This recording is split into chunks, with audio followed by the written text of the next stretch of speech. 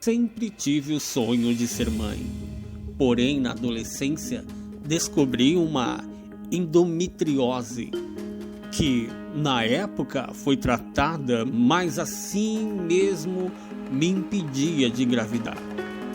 Mudei para o Rio de Janeiro no início de 2010 e descobri a maravilhosa surpresa, a maternidade, a maior emoção da minha vida.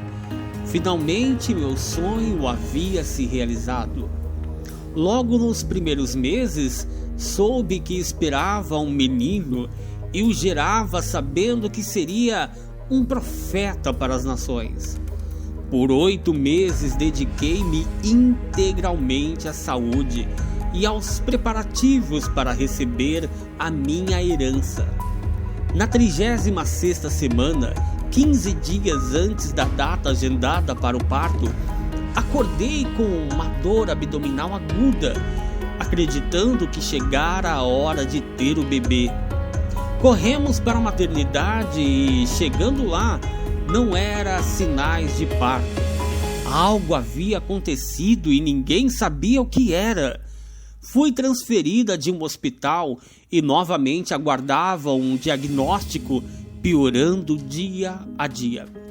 A Igreja Batista Central da Barra, minha igreja, levantou um clamor junto às igrejas de todo o país. Através das redes sociais, e toda a minha família veio para o Rio de Janeiro para acompanhar tudo de perto. José Vitório nasceu no dia 11 de outubro, mas eu já estava inconsciente no parto e não pude conhecer meu filho. Meu organismo entrou em choque logo após o parto e fui submetida imediatamente a uma cirurgia que confirmou.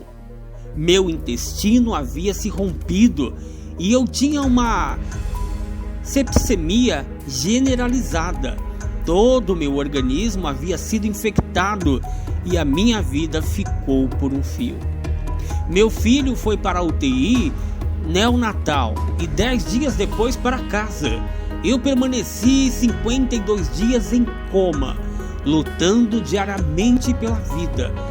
Desenganada pelos olhos naturais, visto que já havia passado 10 cirurgias no abdômen e no pulmão, feito mais de 300 transfusões de sangue, tido 2 paradas cardíacas, uma de mais de 8 minutos, e contrariado inúmeras bactérias hospitalares, inclusive a pior delas, a superbactéria multiresistente chamada KPC.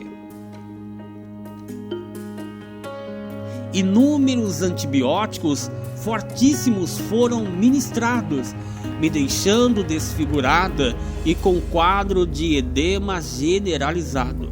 Os sistemas cardiovascular, respiratório e renal estavam falidos. A única esperança era um verdadeiro milagre. Os boletins médicos eram divulgados na internet diariamente e igrejas de todo o Brasil e de fora dele se uniram em um clamor incessante pela minha vida.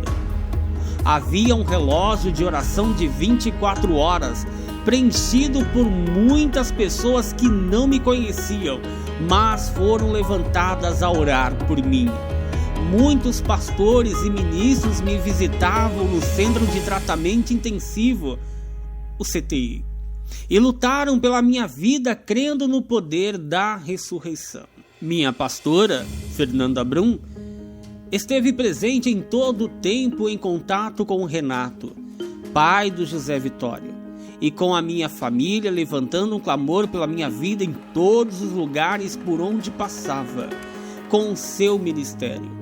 Profetizando às nações, eles definitivamente não abriram mão da minha vida. Graças à união das igrejas, tivemos a maior campanha de doação de sangue do estado do Rio de Janeiro. Enquanto as pessoas oravam por mim, vidas eram transformadas e milagres aconteciam por todo o país. No início de dezembro, saí do coma, mas minha respiração era mecânica e não havia mais movimento em meu corpo. Eu somente mexia os olhos e tentava entender o que havia acontecido comigo. A luta pela vida continuava, mas agora eu estava consciente e por esse motivo a angústia da minha família era maior. Aos poucos comecei a entender o que havia acontecido. Sabia que agora estava só. Meu bebê não estava mais comigo. Estava presa em um leito sem poder sequer falar, sem mexer, com muitas lembranças dos dias de coma, com febres terríveis, longe de todos e com poucas horas de visita familiar por dia. Na maior parte do tempo, observando o movimento do CTI, sem imaginar como um dia minha vida voltaria ao normal, já que nem respirar sozinha eu sequer podia. As horas passavam, os dias passavam e eu permaneceria ali, na mesma posição. Todos que iam me visitar se impressionavam a me ver daquela forma, e muitos não continham as lágrimas. Minha aparência e meu diagnóstico era um desafio de fé para os mais fervorosos irmãos de oração. Passei o Natal e o Ano Novo no leito, sem falar, sem me mexer, pensando que havia uma vida lá fora. Meu filho estava em algum lugar e eu estava ali há meses, a esperar de um milagre.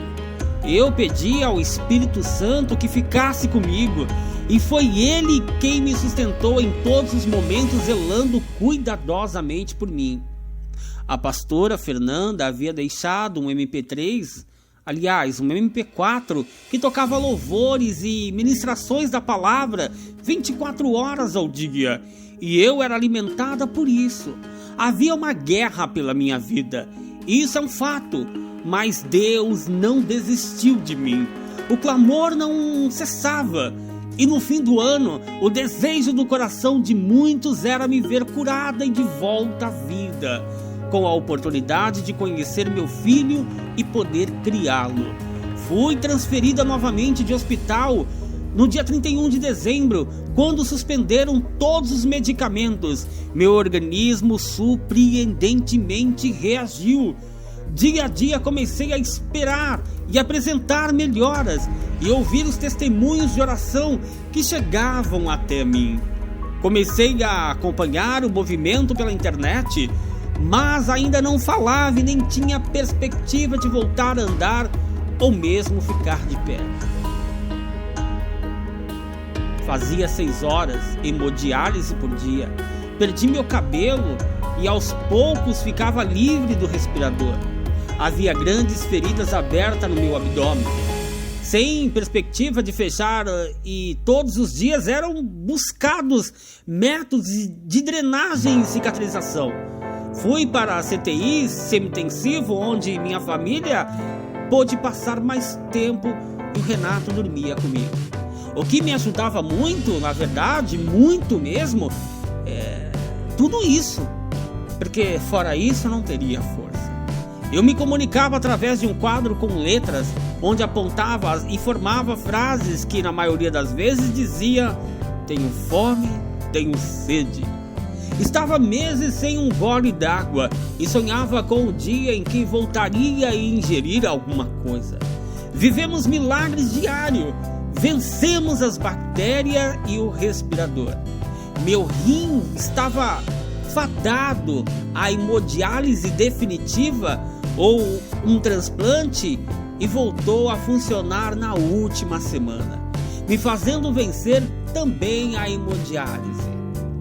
Recebi alta no dia 18 de fevereiro, conseguindo ficar em pé e dando poucos passos, apoiado, mas com a maior expectativa de finalmente ver o meu filho, que já tinha quase 5 meses quando cheguei em casa.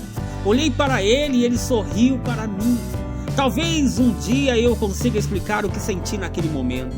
Eu ainda não podia tocá-lo e permanecia assim por mais 40 dias. Não podia ser tocado por ninguém por causa da colonização das bactérias. Minha reabilitação foi intensa. porque ainda não caminhava, usava uma bolsa de colostomia e era totalmente dependente. Minha voz era muito baixa e rouca por tantos meses sem falar. Tive que vencer inúmeros conflitos diários. Reaprendi a vida nos mínimos detalhes, a perda dos cabelos, a perda da voz, as inúmeras marcas do meu corpo, a construção do vínculo com meu filho. Teremos muitas oportunidades de falar sobre tudo isso, porque são experiências muito preciosas que tive e tenho com o Senhor Deus da minha vida. Estou registrando tudo isso em um livro já lançado. Hoje eu posso dizer que haverá dias sem resposta, noites longas também, mas o regente de todas as coisas compõe uma nova canção no silêncio. Devo muito ao clamor da igreja, às campanhas, doações de sangue, à união do povo de Deus. Sou uma prova viva de que Deus ouve a oração do seu povo e tem poder para ressuscitar os mortos. Ele é poderoso para dar, tirar, voltar e dar novamente. Ele simplesmente é. Em 5 meses de reabilitação de forma surpreendente, estou independente, voltando à vida normal, que certamente nunca mais será a mesma, preparando minha voz com a fonoaudióloga e ainda seguindo com uma fisioterapia. Existe um caminho ainda para a recuperação total, mas é um caminho glorioso e cheio de milagres. Por onde passo, as pessoas são tocadas por essa história terrivelmente transformadora. E hoje eu preciso dizer ao mundo que Deus existe. Envergonhada, a incredulidade surpreende a ciência e eu sou a prova viva do seu poder. Bianca Toledo, história de superação.